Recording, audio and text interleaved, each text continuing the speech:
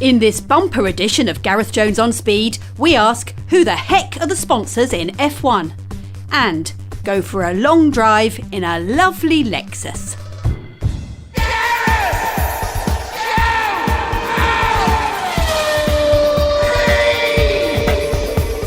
Hello, welcome to Gareth Jones on Speed. She's called Sarah. Hi there. He's called Richard. Hello. And I'm sure you can guess what I'm called. I thought in this part of this programme, we'd look at some of the sponsors in Formula One, because how often have you looked at an F1 car and thought, what the heck is Mapfre, for instance? Well, yeah. No one knows.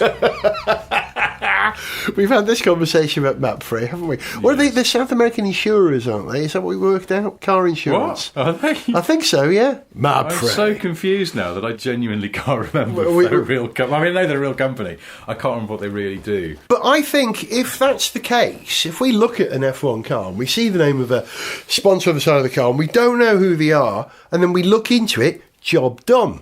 Because the whole purpose of international sponsorship is to get your product, which might be known in one territory, known in all territories. If you've got a national brand and you want to make it international, you sponsor an international sport. That's why it happens. So, given that... This is always difficult, isn't it? Like, great case in point on the Williamses in bygone years.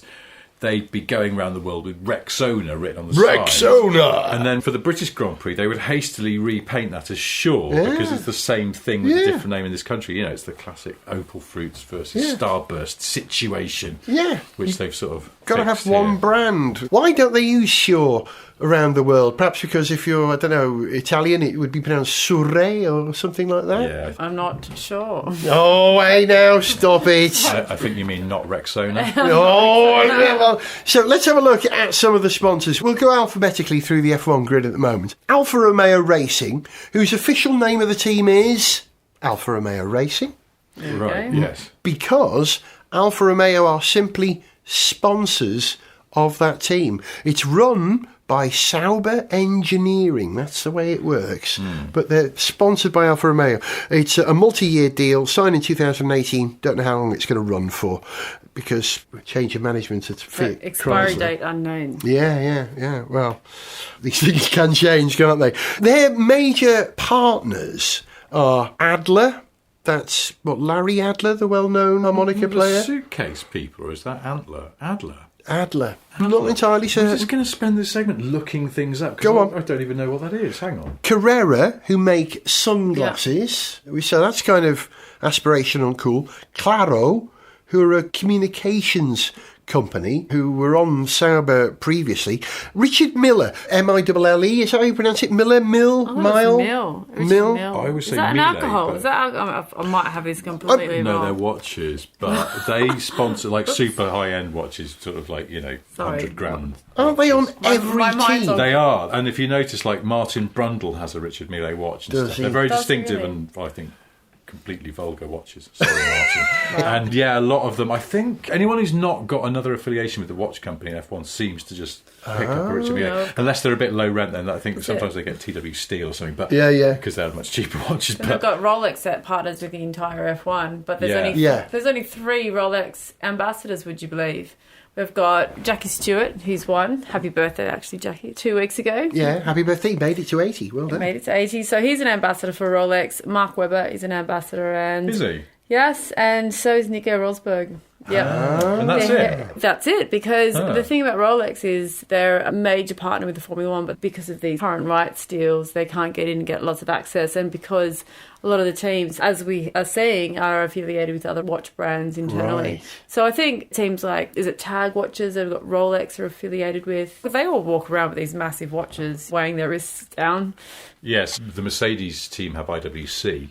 I know that because that's on their cars. And I think those are the watches that used to be on their gloves. You used to have a fake watch drawn on the gloves. Yeah, so Mercedes do that. So sorry. I want that glove to work. It can't be beyond the realms of technology that drawn-on watch on the Mercedes driver's glove, it should have a sweep hand. They should be able to find some way of making that work. Well, you could probably do it with like e-ink or something, couldn't you? Yeah. Yeah. But, anyway. Go on, you've dug out who Adler is. Yeah. Adler, because I looked it up originally, Adler.co.uk takes you to a business gifts company. You know, they do like branded mouse mats and really? like that, little, USB sticks. It's not them. Oh, really? It turns out that Adler is a leading company in the design, development and manufacturing of components for the automotive industry, founded in Ottaviano in Italy in 1956. Oh. So there you go.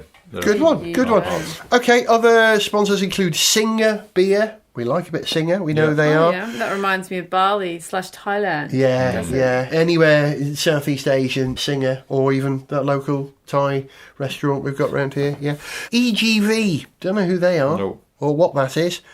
Globe Air, we can imagine who or what they do. Globe Air, I think my kids have got those. Globe Air. Little things that light up at night, like a nightlight. Is that them? I don't think it's that.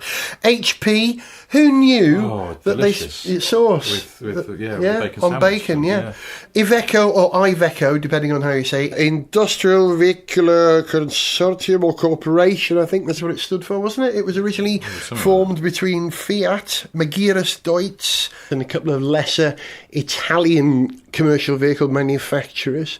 Then there was a joint venture with Ford. Then that ended, and I think these days it's run by some Dutch industrial investment firm. They make lorries and vans, don't they? That's their gist. But they're also Mitsubishi there. But I guess that's Mitsubishi, the wider group that makes printers. God knows. Yeah. Do you know what? I've just thought of something. Go on. I think that HP is actually a Hewlett-Packard, the printer maker, not not the source people. I thought it was. So there's lots of electronics things here. Who else have they got? New Balance to make trainers. They do. They're British, aren't they? New Balance. I think they are from Carlisle. I think. Yeah. They are quite cool. New Shall I go to the looking up device again? I reckon HP is in fact nothing to do with Hewlett-Packard.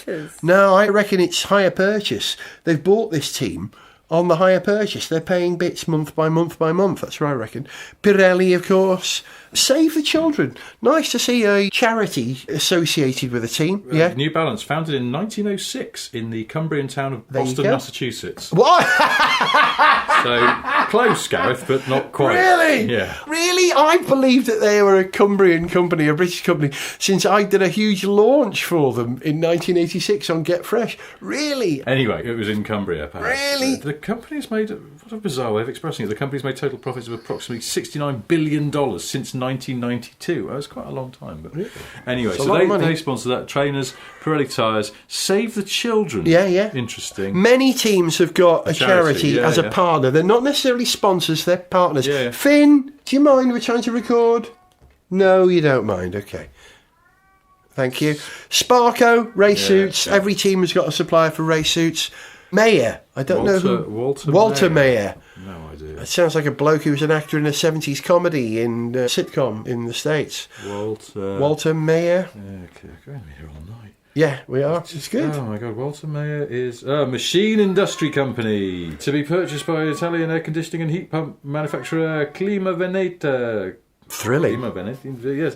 Business is quite boring sometimes, isn't it? Terrible. What goes on? They also have suppliers: 3D Systems, Brutsche Rüger, Carbon Connect, Interroll, Riedel, Singapore Airlines. So that's a good roster. What does Singapore Airlines do for them? It would be quite handy to have an airline sponsor, don't you think? I mean, you've got to move a lot of people but that's around. a supplier rather than a sponsor, so I suppose it's like what they supply. Supply flights, perhaps. Maybe they should. Finn, give it a rest. I feel like every team has some sort of printing alliance.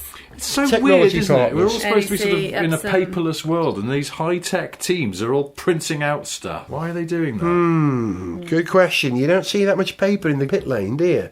It's probably a paper jam. They've just...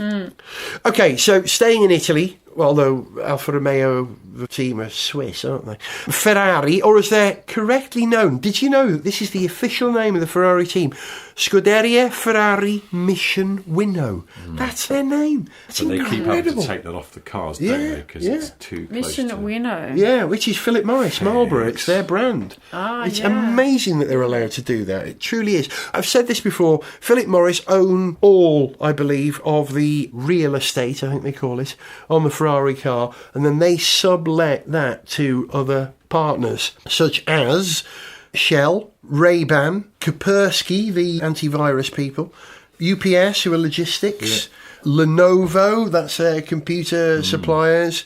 Weichai, how do you say that? Weichai? Chinese company, what are they? Technology company? I don't know. Hublot watches. Yep, another watch company. Yeah. Mahler. They make pistons and things. Do they? Yeah, they're engine bits. Intriguing. All sorts. OMR, which I believe were an 80s electronica band, weren't they? Or was it OMD? And AMD. OMR and AMD. 80s Does explain why bands. Sebastian Vettel gets around in Ray-Bans all the time. Yeah. Well, they have to be seen to be promoting these brands, definitely. You'd be quite pleased about that, wouldn't you? Because as a sponsor, that's like, I get free quite nice sunglasses. I'd be really chuffed. As many Ray-Bans as I can carry in my bag home. Brilliant. We're sponsored by, I don't know, Ugg boots. I don't want them. I've got to. Lewis Hamilton and his association with Tommy Hilfiger. I mean, what the actual... I think Lewis Hamilton thinks he's... Okay, right, I'm going to try and be PC here. You're not going to be, are you? I love it when she gets like this. Seriously, it's like he's come straight out of Zoolander. Yes. And I'm sorry, but all those Instagram posts, I mean... But you know he's got his own brand. I think he thinks he's 50 Cent sometimes. Do you not think? He does. He had a headscarf on in some photos recently. He was being... Was it Snoop Dogg or one of those wears? I don't know. I mean, it does make me giggle from time to time. But he's got his own brand with... His get-up, he's just... Yeah, he's with Tommy Hilfiger. He's designed stuff, isn't he? He does. Yeah. He's gone from, a range. A range. Where were we? Their suppliers, Ferrari suppliers, Pirelli, Puma, 8-cap. Are they related to 50 Cent or to 2-pack? A nightcap. Is that more than 2-pack, 8-cap? Lazome, don't know who they are. Excuse me. Infor, Experis. You'd love that name, don't you? That's the most business name I've ever heard. Experis, I know what Experis do. What? No, they do, because I work as a freelance. What do they do? Yeah, no, they help with timesheets and stuff. They're like a... Logistics, business logistics. Yeah, they do. They help with suppliers and freelancers and getting, Oh, yeah, they're an employment agency. Yeah, there you go. So if it wasn't for Experience, I wouldn't get paid every week if my current contract. Hey. Yes, there we go. go. So go Ferrari, girl. That's what you should be saying. Go Vettel. And we know how much you love him. Oh, yeah. You and I like this. So there we go. So there's another mystery solved. SKF, they're an engineering firm, aren't they? Are they? Yeah. Okay. Magneti Marelli, they do car technology, electronics. NGK spark plugs, Brembo brakes, Riedel, don't know who they are. VistaJet. I'm going to guess. Got to be a holiday company, isn't it? Got to be a charter holiday. It's like NetJets type things, or it's sort of private jet hires. I don't know. And Iveco, or Iveco, as mentioned before. Right, Harsh Energy, we're going alphabetically here, AFH, whose correct title is Rich Energy Harsh F1 Team. Of course, Rich Energy. See how long that lasts.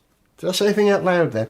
Their other key partners are Jack and Jones. Yeah, that's clothes. It sounds to me like a preschool programme, doesn't it? Like Jack two and Jones. puppets who live on a canal boat. I bought quite a nice long sleeve T-shirt from them, and then it shrank in the wash, and I was a bit disgruntled. Was it expensive?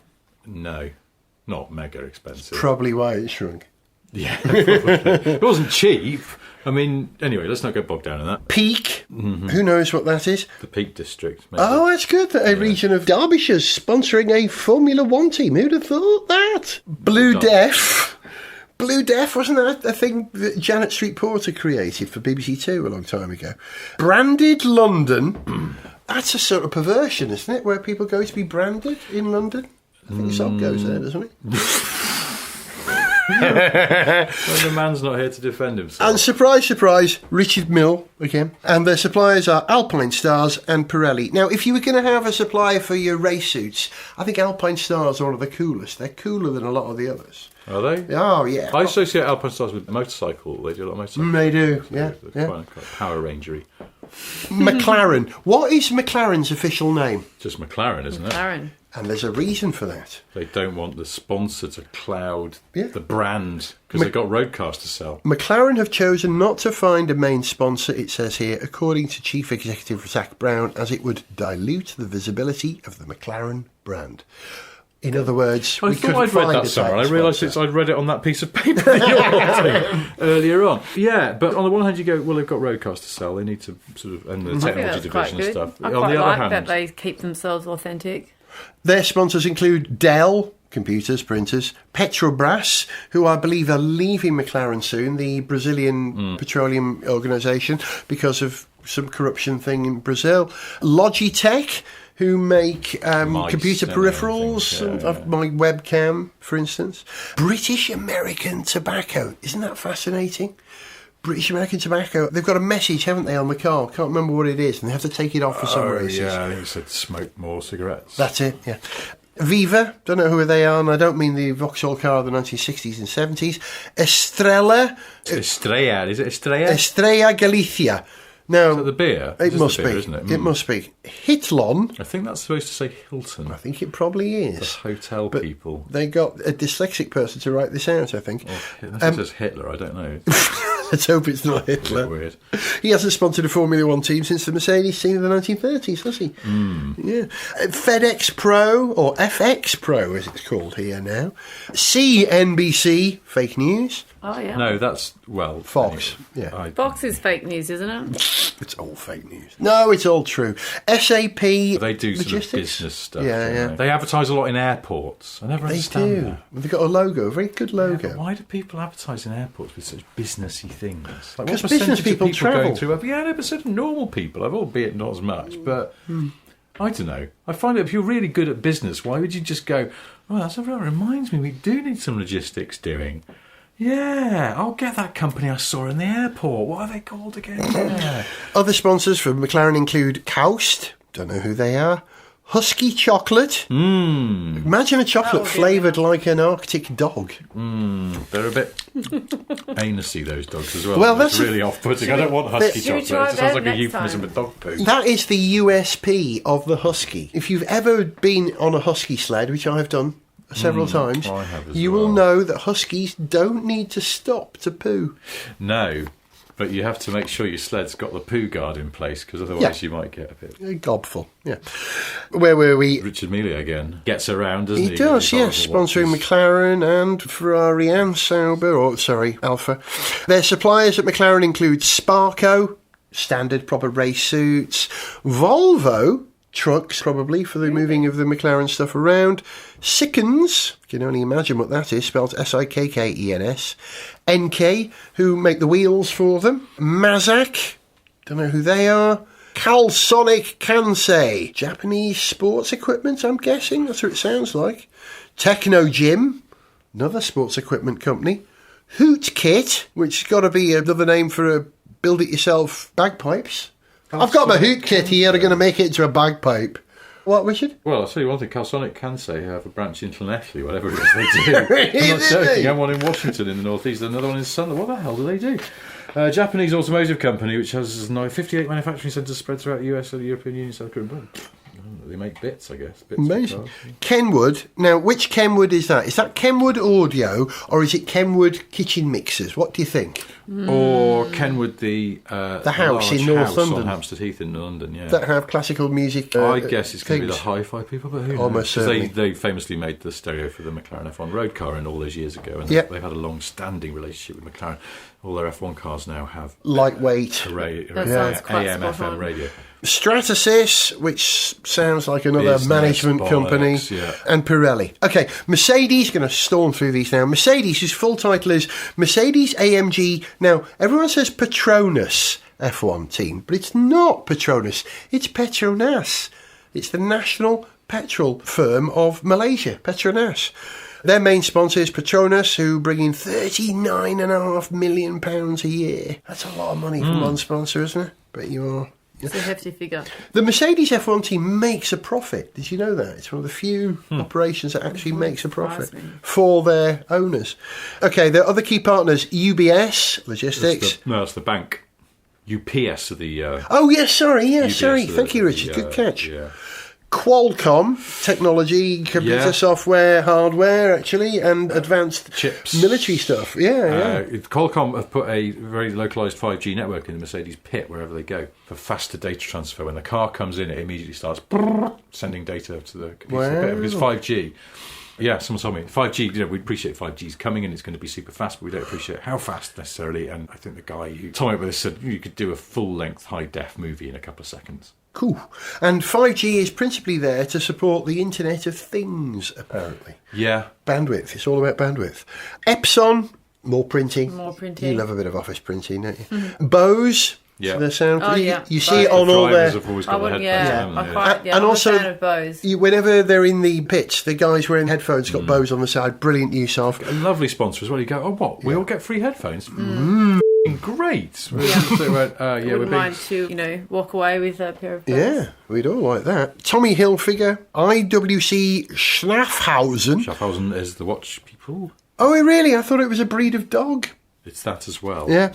Dog watches. Hewlett-Packard Enterprise. Why are they printing so much stuff? You don't need that many printers in F1. I feel like Mercedes What's must. going on? Marriott Bonvoy, which is international hotels and Yes, travel. yes. Mercedes must have to turn away sponsors at this point, don't you Yeah. think? Yeah, I bet they they finish do. up as a profit. Yeah. Imagine being in that Who situation. have you got on the phone this time? It's Canon. No more printers. Can't move in here for printers. Get me some cool stuff. We've got a man from Brother outside the door, and he's got his brother with him as well. There's a jam of printer manufacturers. Well, it's typical, isn't it? They always do that. Pure Storage, Monster Energy, CrowdStrike. What the That heck? sounds like a really awful computer game. Tibco. That's a made-up company from a sitcom. Reggie Perrin would work at Tibco. That is a fictional company. Their suppliers include Puma race suits, EBM Pabst or M that a typo? Pabst. It's got to be. How do you say that? M Pabst. Oh my goodness, no idea. Tata Communications, Yeah. Concranes.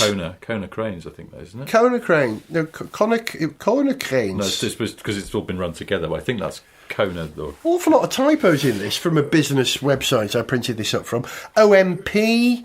What is OMP? We see that everywhere, don't we? I think is that how young people express amazement. Oh, that's right, yes, that'll do. Axalta, Azos, Oz Racing, Wales, of course, Endless, Pirelli, and Seedlip. Endless? You can only guess. That sounds a bit like another energy drink. I'm sure it's not. Endless. Funny No, I name think it's for a it. laxative, isn't it? I wouldn't.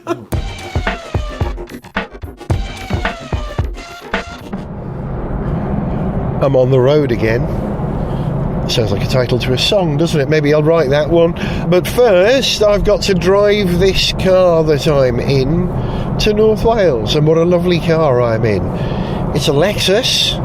And you know I like a Lexus because I owned a Sora for nearly 20 years, 19 years, something like that.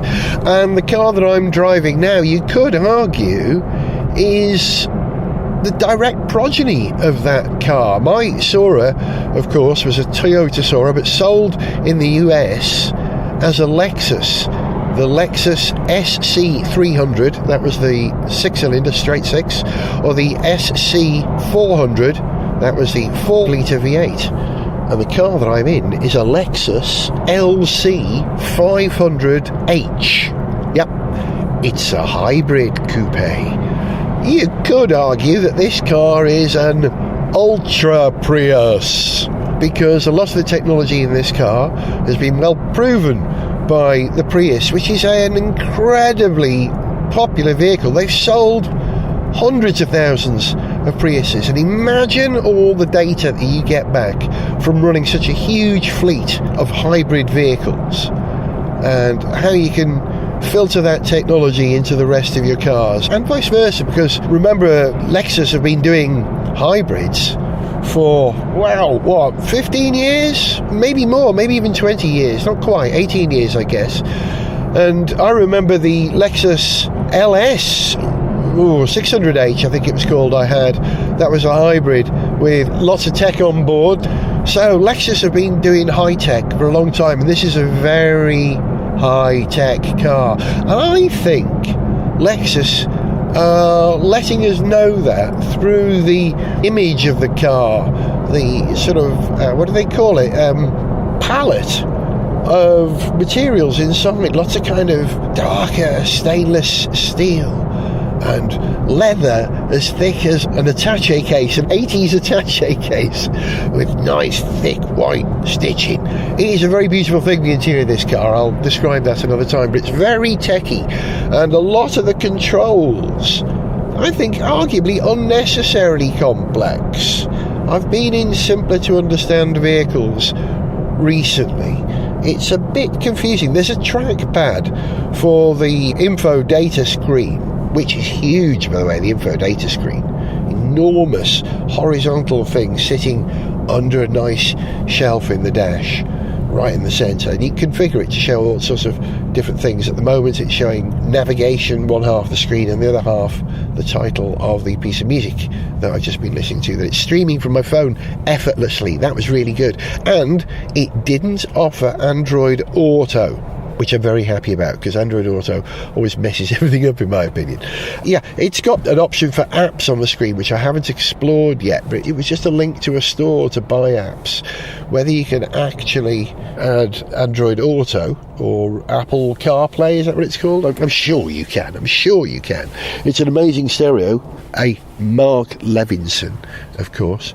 We've come to a halt, by the way. I'm on the M1, and it's very quiet, because being a hybrid, this thing will turn its engine off as often as it can, and it will pull away using electric power only as long as it can, as long as it's got power in the battery that's gathered from braking, and that's the only way it's going to get energy, gathered from braking. You can't plug it in and recharge.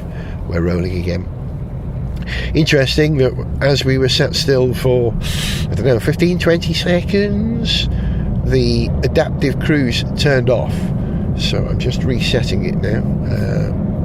We're on a 40 mile per hour limit at the moment. Just tweaking with one hand. There we go, 40. And it's a lovely thing. And get this, call me crazy, but I'm driving this thing in eco mode. Why the heck not? I've just driven through London. I don't need the 300 brake horsepower that you get from the 3.5 litre V6 hybrid VVT Plus, I think they call it, engine. It's 3.5 litre V6, dishes out 298 brake horsepower at 6,600 revs, using the hybrid power as well to give you a bit of extra oomph. Did you hear that beeping then? That was me drifting out of a lane, because this car, it says it's got steering assist and lane assist, but all it does at the moment is beep when you get near a lane. I haven't seen it recognise a pair of lanes and keep me in it yet. It may be a settings thing. It may be that someone's turned it off and I've got to explore the menu to turn that back on. You know, I like that. If it's available, I will always use it. Lexus, being a techie vehicle, really should have that. Now, I was given a choice when I chose this car. Have I told you the story of why I chose this car? No. Then I'll begin. I was in Islington the other day, walking through Islington, and a car went past, and I swung round to look at it. My neck almost dislocated because it was such a striking looking vehicle. It definitely caught my eye, and it was not just the grille, but the whole profile of the car, and then the rear as it went past. And it was an LC 500, I'm not sure which one, but it's seldom a car goes by and I say out loud, wow, unless perhaps it's an orange Ford Capri with a wide body or something like that, or a Cupertino Savage or something like that, you know, wow, or a Grinnell Scorpion, something extraordinary. But this went past and I went, wow, oh, I want to drive one. Now that's a pretty powerful response, isn't it, for any image of a car?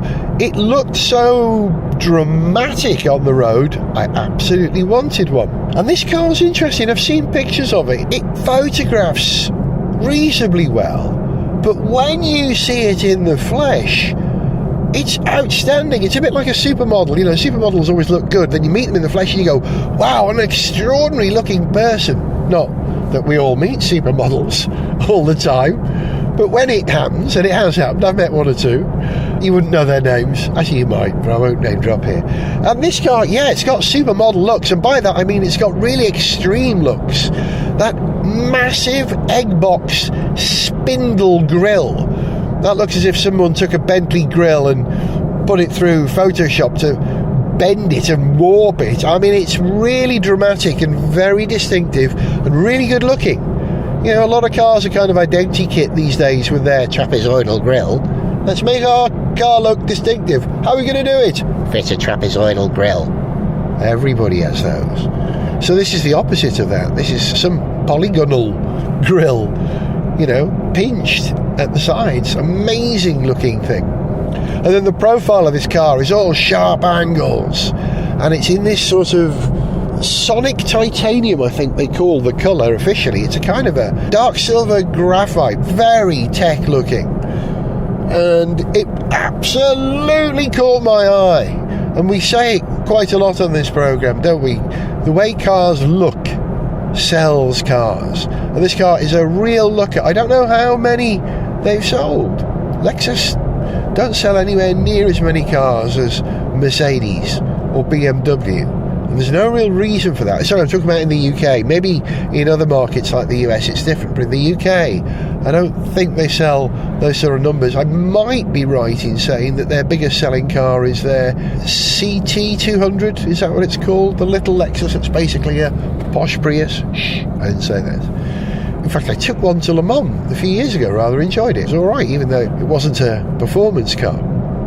This is a performance car. It's got a 0 to 60 time of 5 seconds on the dot. I had a choice when I called up to book this car. I wrote to Lexus and said, have you got an LC500 I could have? I really fancy one. They said, yes, Gareth, we have a choice. Which one would you like, the V8 or the hybrid? And I had to make a difficult decision. Do I go for a Lexus with a V8 pure petrol engine, or do I do the hybrid V6? Now, the bloodthirsty amongst us, the petrol thirsty, would say get the V8, but Lexus do hybrids, and Lexus do hybrids really well, and that's what they do. So I made the bold decision. I thought I'd go for the future hybrid car, because that's the way things are going at the moment. You know, they're all going to be hybrids. And I was going to be driving through London a little bit, so I thought I'd use the eco-hybrid electric power part of this car too, which is cool. It's nice to have a car that can do that. In terms of performance, I don't know how this compares exactly. I haven't double-checked the figures, or even checked the figures, how the hybrid V6 compares to the V8. But I bet there's very little difference in performance. And maybe the V8, because it's lighter, will do, I don't know, 4.6, 4.7 seconds 0 to 62. This is 5 seconds. I'm guessing if you're in front of a Google machine right now, have a look. See if you can find out what the V8 version of the Lexus LC500 does 0 to 62. Top speed governed to 155, of course, so top speed's academic. It won't make the sort of noise that the V8 does, but it does make an interesting noise because it's got this incredible 10-speed CVT electric gearbox, really quite something. Then it does rev up freely, as you know. There's always a bit of rev and catch up, and it'll rev and catch up and it make an interesting noise. You know, it's a science fiction car. We like a bit of science fiction. And it's got more than three modes to drive in. I'm driving in eco mode, like I said. I can select the modes with these huge gnarled dials, gnarled knobs on the end of something that's about the size of a cotton reel. Do you remember cotton reels? When was the last time you saw a cotton reel? Imagine 2 cotton reels sticking out of the binnacle where the speedo sits, one on either side, like a pair of horizontal ram's horns sticking out sideways, or bull's horns sticking out sideways. Almost Citroen-esque in its bonkersness. I kind of like it. Well, the left-hand one has got big gnarled rotary dial, and as I cycled through it, okay, I was in Eco, it's gone straight to Sport S. I go up again, Sport S Plus. Okay, I go down, and it goes to Comfort, and I go down again, and it goes to Eco. I was driving a little bit in Comfort in London because it's got adaptable suspension, and London roads are really very potholed, so I think you want maximum suspension softness for that. When I'm driving around later, I shall experiment with Sport and Sport Plus. I can imagine which road I'm going to drive with the Sport Plus mode already. I'm on my way to North Wales, let me tell you. I'm going up to do a gig I did last year, and that's to host a big charity event, a gig called Zip Rock. It was called Zip World Rocks last year. This year it's called Zip Rock, and it's given Welsh spelling, ZIP ROC, although there is no Z in the Welsh alphabet. There really isn't. We don't need it. We do with a soft S.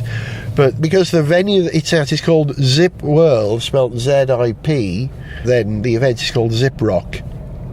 And it's a gig organised by my good friend Mike Peters from The Alarm and his wife Julie Peters. In the day there's a big charity walk, and in the evening there's a big gig with lots of bands playing. This time we've got a host of Welsh bands. Mafia, Mr Hughes are playing. Cor Penryn, an amazing Welsh choir that'll break your heart when you hear them sing.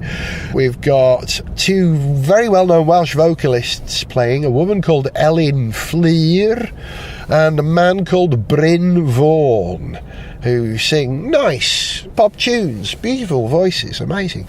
And then the rock part of the gig is taken up by Miles Hunt from the Wonder Stuff performing. I don't know if he's performing with his violinist as well, Erica Knuckles. I hope he is. She's tremendous. And then the headline act is Cast. You know, John Power used to be in the Lars. Yeah, Cast are playing. And I'm looking forward to meeting John Power because we live in the same town, but we've never met. And there'll be lots of other stuff on as well, other bands playing. Mike Peters is playing, and I'm sure he will perform with perhaps one or two of the other artists as well. It's a lovely, lovely event, and I've got a lovely, lovely vehicle to sit in traffic on the M1 on a Friday at, it's now 12:30. Got a long way to go. This car's got amazing range. I got in the car and it was promising 550 miles, I think, range, was it? Or was it 450 miles range? I think it was 550 miles. Amazing range. So it's either very thrifty or it's got a huge fuel tank, or that hybrid system really helps keep it economical. We'll find out. No point driving it in any other mode other than comfort or economical. And I like that. I like an adaptive car that you can adapt for different scenarios. You know, city driving, traffic jam driving, fast motorway cruising. This is a GT. It's going to be good for that. And then a bit of Snowdonia. Yeah, because that's where I'm going. Bethesda in Snowdonia, which means a lot of A5 driving, then probably some loopy roads if I get a bit of time as well. So I may have the perfect car for this journey. It really is lovely. And how quiet it is, because listen, electric car. We're doing 5 miles per hour. I'm whispering. How about that? Do you remember last year? I went up, I called the programme, Come On, Feel No Noise. Well, that's what Lexus do. A car you have to whisper in. The only noise you can hear is that Scania lorry alongside me. Yeah, I know we've come to a stop, but we were rolling for a large part of that. I had to drop my voice. That's Rolls-Royce refinement, isn't it? And that's what Lexus does. So this car ticks Lexus boxes. Is it techie? Yes. Is it quiet? Yes. Hybrid? Yes. Well built? Oh yes, isn't it? It does give an impression of premium. You know that question, what is premium, that we ask these days? Because even humble Fords and Hyundais have amazing tech on board these days. So what do you get when you pay for premium? Well, this car you get a sense of solidity. I mean, it really is. I mean, it's probably a very heavy car because it's got batteries on board, and they do their best to limit the weight. In fact, I remember a few years ago Toyota started using aluminium wound rotors instead of copper on their electric motors to save weight. That's cool, isn't it? I bet this car's got that. I don't know for sure. I'll have to look it up. In fact, I'll drive it for a little while. I'll do a little bit of research on the tech in this car and I'll report back to you about that. But yeah, it's solid. Oh yes, it's solid. Huge flying buttress between the passenger seat and the centre console for you to hold on to. It feels absolutely rigid. I was concerned when I got in. I thought, it's not quite as commodious as my old Sora coupe was. But that was because the chap who delivered it, the wonderful Jeff, He's one of the little fellas. I hadn't realised.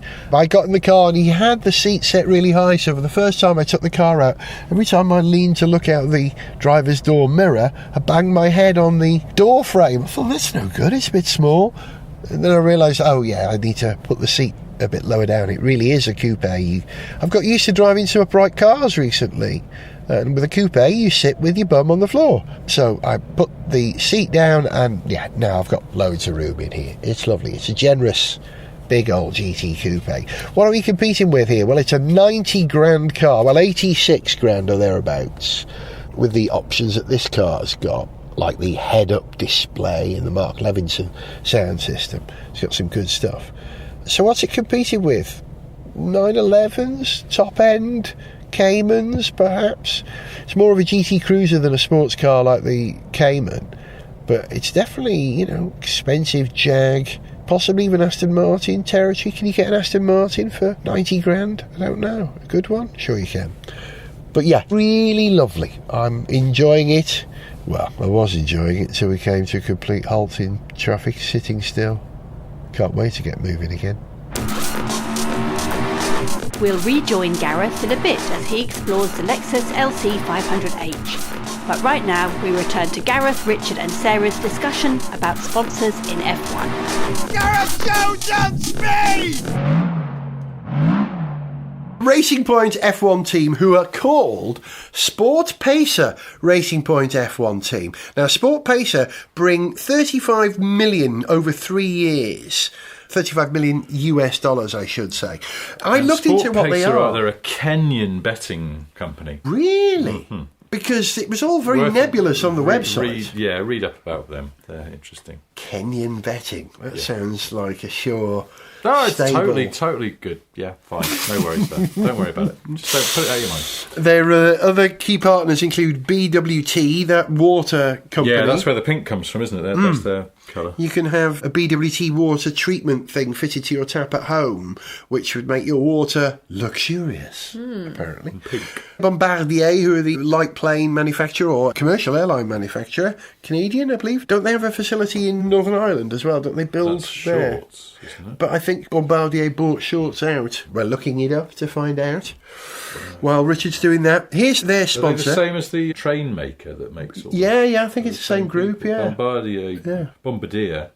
I can't remember. Bombardier it is, yeah, the Canadian, French-Canadian. The little Bombardier. Oh, right, so they make Learjets. Wow. Bombardier own Lear. Yeah, apparently. And I think they own Shorts. Forgive me if I'm wrong, but I think they make loads of planes. Wow, look at this. Lots of aircraft. Oh, they sell pre-owned aircraft as well. I'd love it. Racing Point's partners include Breast Cancer Care, which is kind of good, especially as they're a pink coloured car a lot of the time, because pink is often a breast cancer charity colour, isn't it? So that all works together well. Canada Life. Really, Canada Life, eh? Claro, who are also sponsoring, I think, the Alfa Romeo team. Infinitium, it's another company with a made-up name for the business. That could be anything, couldn't it? JCB. Now, I think I've mentioned this before. I wrote to Jordan many years ago, suggesting that they made JCB one of their sponsors because it was a perfect colour match for their team. And look, Racing Point used to be Force India, who used to be Spiker, who used to be, what was the name after they were Jordan? Midland, that was it. So ultimately, my dream paid out. NEC printers. Yes. Sport again. Pacer.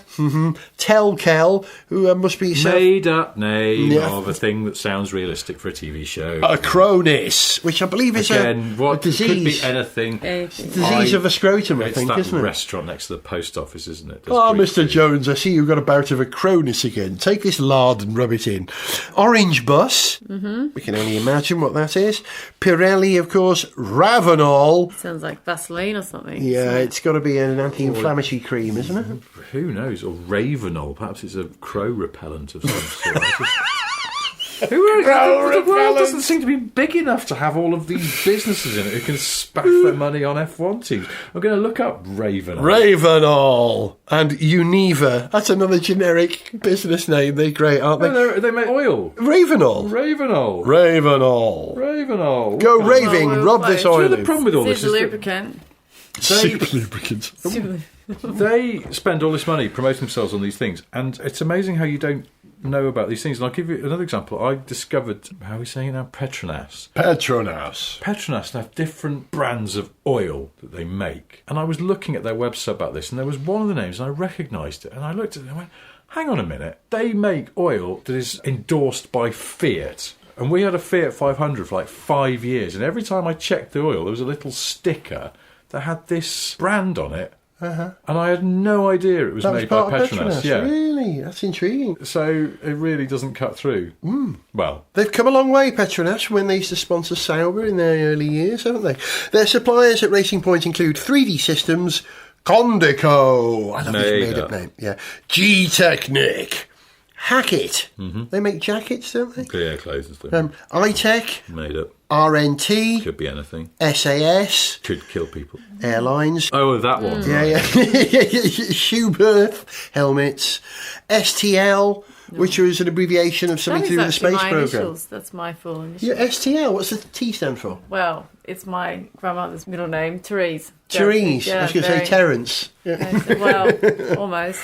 UPS Direct, who do much better than UPS Indirect. They were hopeless. And VoIP Unlimited, Voice over Internet Protocol. Yeah, they're offering communication solutions to business. Hate that. All right, going to rattle through the next one. Red Bull Racing are actually called Aston Martin Red Bull Racing Honda. Really? There's a contradiction in terms. There's not Honda on the end of that, is there? There isn't written down here, but I looked it up. It is actually what they're called. How very confusing. Yeah, it is. Honda insist on it, of course, because they don't pay for the engine, so they have to have the name in the name. Fair enough. They should just be really, really, really pedantic and go, well, we want to decide where we put it. We're going to put it between Aston and Martin. Aston Honda. Or you can't have any more engines. They should be called Red Aston Honda Bull Martin Racing. We want Honda to appear 5 times in the name. Otherwise you're getting no more engines, or you're going to have the rubbish ones. Their other sponsors include Roush. What is Roush? Do we know? Well, Roush spelt that way, I don't know. I thought it was Roush as in like the people who tune Mustangs and things and do sort of prototyping for the cars. I thought it was a fall track. Roush Rumble. Honda sponsor, of course. Mobile One, Esso. Mobile One and Esso, they all part of the same group, probably. Exxon Mobil, yeah. Yeah. Tag Heuer, Citrix. Oh, what? Roush's Furniture? What? Oh, no, wait, hang on. There's different ones coming up here. Oh, they're called Roush. Yeah, Roush. Okay, Roush Company is an Austrian beverage company. Austrian beverages.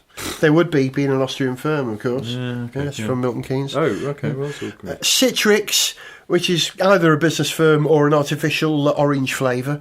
Siemens, which is either computers or something to do with sex. Sorts, yeah. Probably HP. A few printers in there. Oh, no, they've got HP as well. Thank God, their printing needs are met. AT&T. He knew that AT&T even still existed.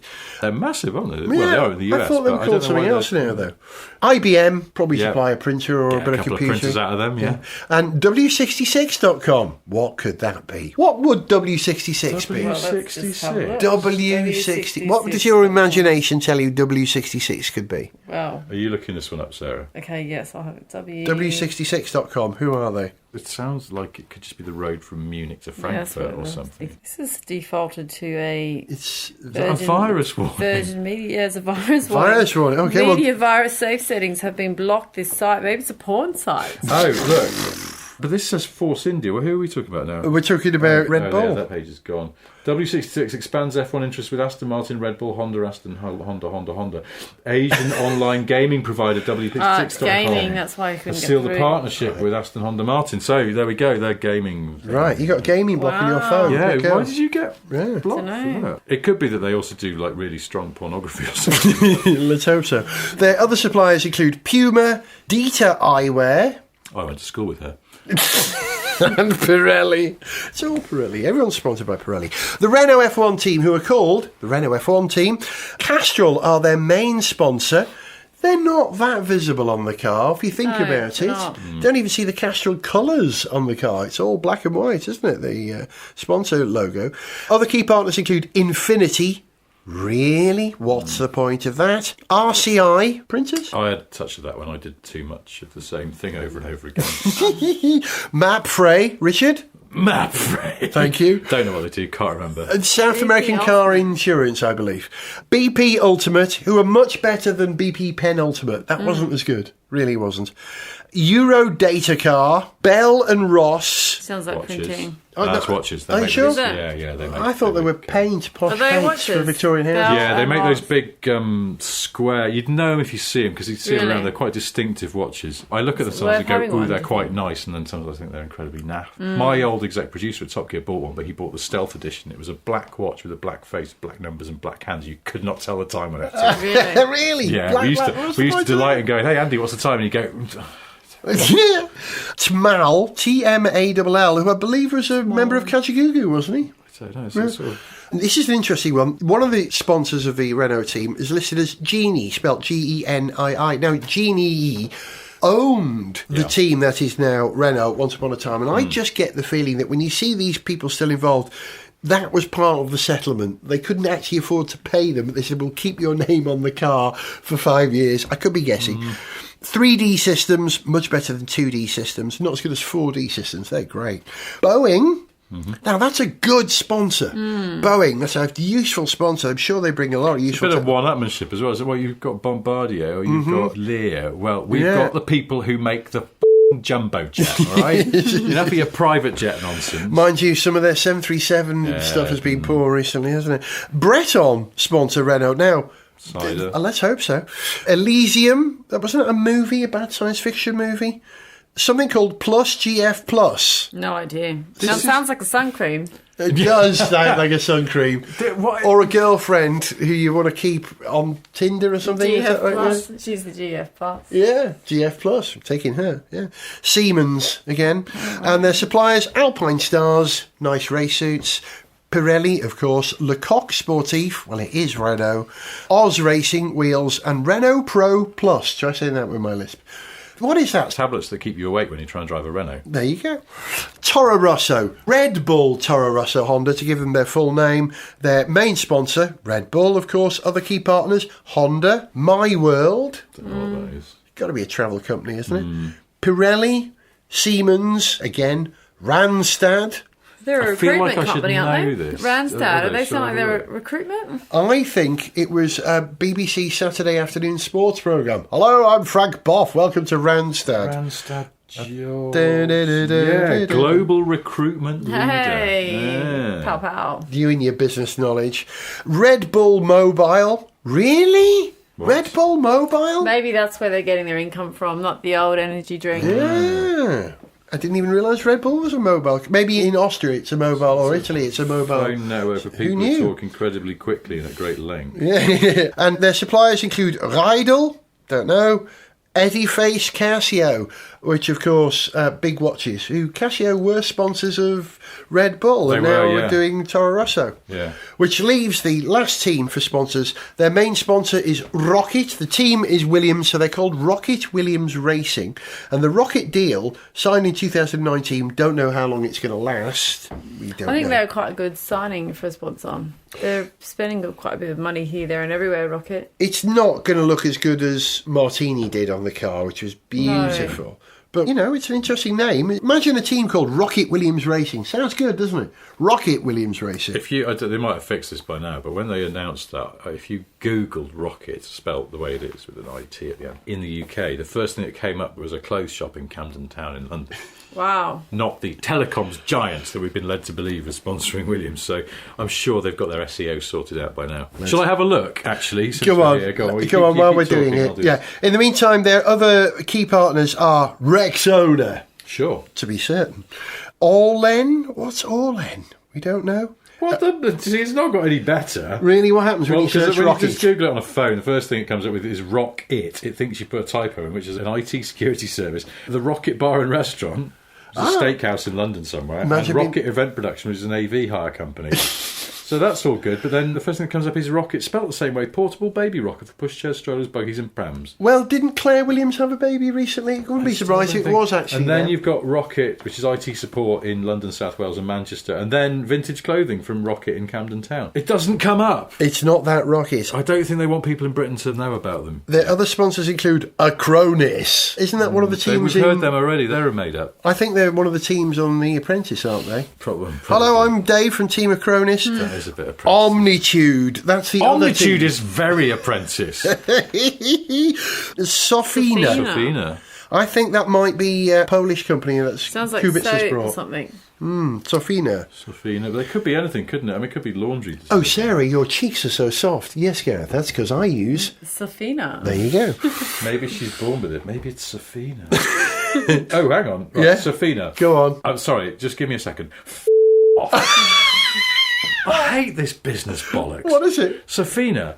Purpose and patience. Our goal at Sofina is to create economic value with a human face. What does this mean? We believe entrepreneurs became successful because, oh my God, it's a holding company. I don't know. Belgian holding company. A Belgian holding company. Can't be. Oh, that's great. They're a Belgian investment company listed on the Brussels Stock Exchange, supportive partner of entrepreneurs and families managing growing companies. So these are the companies that own the companies. Yeah. Okay, NetJets. Yep, private jet hire. Symantec again. Oh, no, yeah, we haven't had them before, but Symantec, we know what they do. Tata. Communications, isn't it? Tata Communications. They're on someone yeah. else's car as well. Thales, is that how you'd say that? I feel like I should know this one. What do they do? Yeah, familiar to me as well. I think they were an alien race in Doctor Who, weren't they? The Thales or the Thales? The Daleks' worst enemies, I think, were the Thales, weren't they? Aerospace to Aerospace? Well, it said from aerospace to something else, then it fizzled out. Thales Group, they're a group. Thales. It's a French multinational company that designs and builds electrical systems and provides services for aerospace, defence and transport and security. And Williams' other sponsors include D-Tex. Made up, mate. Yes. Michael Caines. Michael Caine. Yeah, with an extra S. Well, not according to Williams. There are now more than one Michael Caine, and they call them Michael Caines. He merged with another Michael Caine to form the Michael Caines Group. And now they invest in other Michael Caines. I'm just looking at D-Tex, and it's just there's a page of biz bollocks. I can't even be bothered to read it. We love biz bollocks. And their final sponsor is Geospatial Insight. We're not even going to bother looking that up. Just sounds all merged I feel together. like if you walk into the Formula One paddock, you'll be able to meet all these crazy types. Or Just go to an airport and you'll see all their stupid adverts. Yeah, I work for Geospatial Insight. Yeah, I work for D-Tech. Do you? What's your advert like? Is it basically a stock footage photograph of two people shaking hands? We're looking to business develop your business. Yeah, we can develop your business too. Williams' suppliers are Alpine Stars, Cybex, which again are another alien race from Doctor Who, pretty sure of it, and the ubiquitous Pirelli. And we wish them well. All of them. Really? Can someone get some more interesting sponsors than that, please? Who would you have as a sponsor? Who would be your number one sponsor, Richard? Who would you have? Apples. You can't beat an apple? Apples. Yeah. Everyone likes apples, and they're good for you as well. There you go. Apples. International Apples Limited. That's a nice company. I'd buy into that. Sarah, who is would it you... the computer people? No, just apples. Just apples. Here, have one. I've got loads in a bag out the back. Yeah. Who would you have as your number one sponsor? Who would... No, I'd have to put some thought into it, but off the top of my head, I mean, I wouldn't shy away from maybe like an airline company. Bit of travel would probably That would work, yeah. Upper class travel. Something like that. Yeah. Toilet paper, I'd have. Toilet paper. Toilet paper. People would appreciate how valuable that is then, wouldn't they? Andrex. And you know what? It is really, I mean, everybody needs toilet paper. You'd market to the millions. Everybody needs Very toilet paper. smart. Unless you haven't got a bum. We now return to Gareth Jones in a Lexus LC 500H, heading north on the M6 motorway. There's a great tradition on Gareth Jones on Speed that when you get to the Midland Expressway, you have to accelerate the car so you can record the sound of the engine. It's about the only place you can go from 0 to 70 in about 5 seconds. So that's what I'm doing now. Let me get my card out.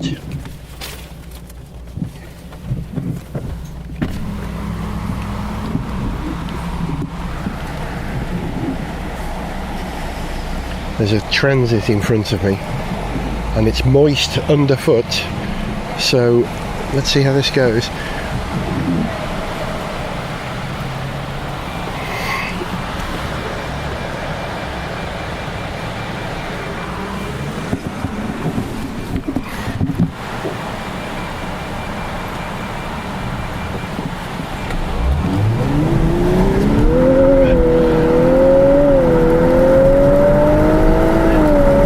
That's the legal limit. Yeah, there was a bit of sliding around there. Oh, I didn't close the window either. I'll do that. Yeah, it makes a buzzy old sound, doesn't it? That's quite nice. That's quite acceptable. It's technical, isn't it? But I'm guessing that when you go Sport Plus, it turns the traction control off. And yeah, it was a little lively then. You heard me just lift off at one point, just to keep everything under control, pointing in the right direction. So there's plenty of grunt, and it's now really wet. I was thinking as I was driving this car earlier on, who buys this car? Because I reckon you've got a really narrow window of when you could get the most out of this car. It's a 2+2, you see, so you get two adults comfortably in the front, and you can get two children in the back, but not children so small that they need a buggy, because you can't get a buggy in the boot because it's a coupe and it's a hybrid, so some of the boot space is taken up by the battery. A reasonable boot, but you couldn't get baggage and a buggy in there unless it was a really tiny buggy. So that means if you're going to buy this car, either you're going to be someone who drives this car on their own with someone in the passenger seat occasionally, or you're a youngish couple with two very small children, but they can't be more than 14 years old, 13 years old, because there isn't legroom in the back. But little uns, 8-year-olds, 6-year-olds, 5-year-olds, so probably the window is sort of 6 to 13. If you've got two children between the ages of 6 and 13, you could just fit them in the back. I thought, right, and why youngish? I didn't say a young person, because I think older people tend to buy Lexus, don't they, in this country? People tend to buy Lexus when they've got a bit of money, and you don't find many wealthy young people these days because of the cost of property. So, you've got to be a bit older before you can spend this kind of money on a car.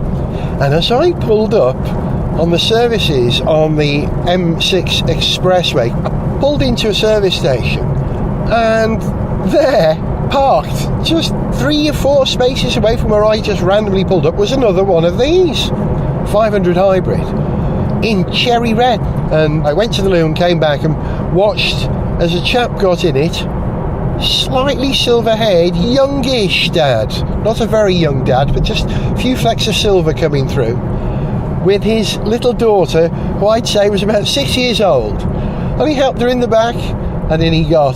So I wish I'd actually recorded that. I was thinking it as I was driving, and I wish I'd recorded it for the programme before I saw that, so I could say, you won't believe what I've just seen. But please, you have to believe me, that's what I was thinking, and it was proven by the demographic today. Gareth Jones on speed.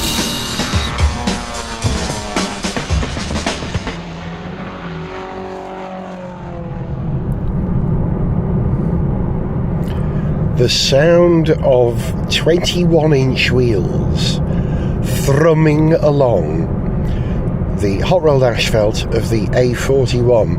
It's now Tuesday, and I'm driving back to London in the Lexus LC500H, having really enjoyed an amazing weekend in North Wales. The gig on Saturday was profound. Best word for it, massive. If you want to come and join us next year, you'd love it, man. You'd love it. It'd be fun. And then after that, I had the opportunity to swing around some Quickley roads in North Wales, visiting family and exploring this extraordinary car with its 21-inch wheels. By the way, they're 245s on the front and 275s on the rear, which does make this car wider at the rear than it is at the front, which means I am yet to park it perfectly. I make full use of the Lexus parking assist, the camera in the back and the yellow and blue lines that are overlaid displaying where you're going to park and what your steering angle is. And I always do my best to park right in the middle of a parallel bay or parallel to the curb, not so far away that you get your foot in the gap between the curb and the wheel of the car, not so close that you're likely to scuff these enormous wheels. So I was erring on the side of caution. Ooh, we're on some freshly rolled, can you hear that? The gravel is loose on the surface and it's getting thrown up. Dear me, I don't want Lexus to have a car that weighs 100 kilograms heavier than when they gave it to me, because it's got all this gravel stuck to it. I wonder how long this section of road's going to last. So it's a bit of a tricky car to park, actually, and that's unusual.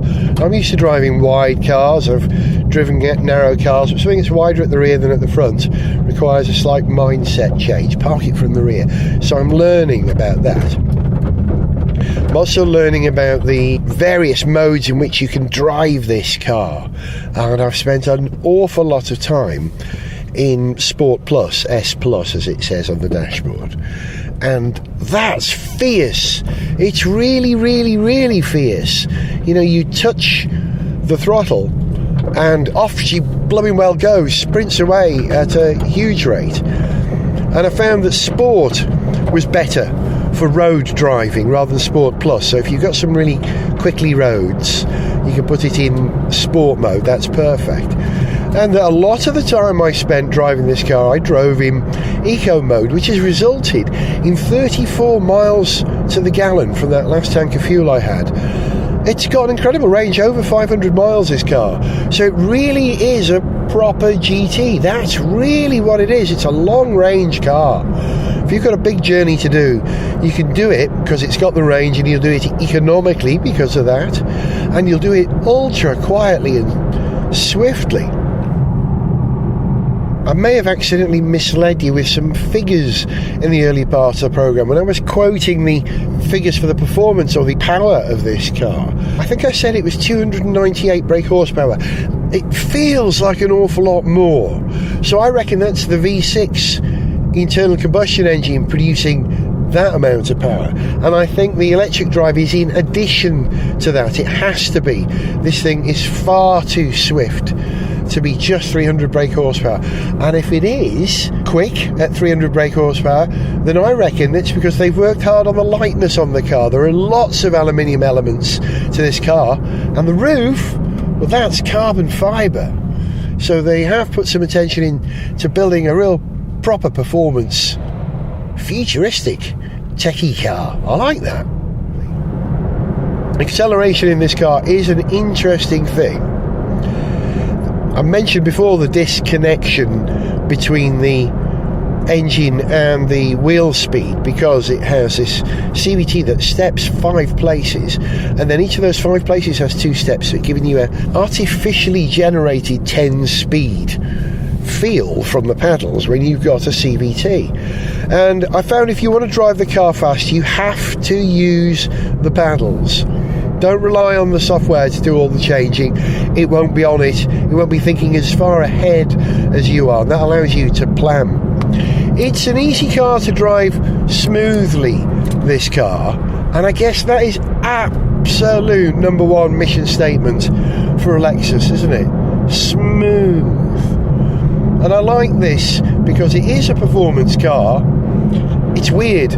You put your foot down, you go, the engine makes a huge amount of noise, you think you're going faster than the arse, you throttle off and you look down at the speed limit and you're not going faster than you think you are, you're actually going quite a lot faster than you think you are.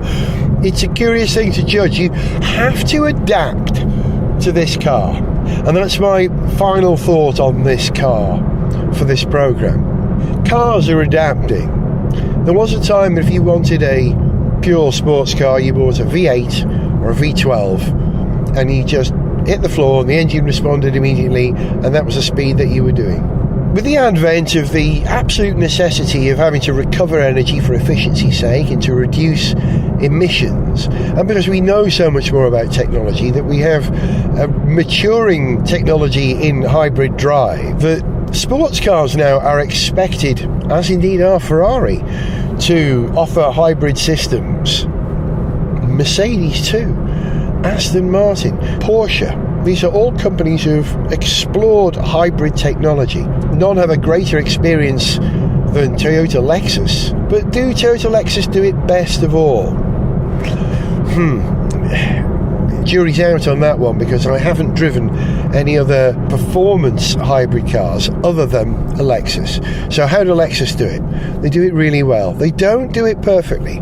You do have to adapt your driving for this new type of car and stop seeing the pedal as the volume control for the engine.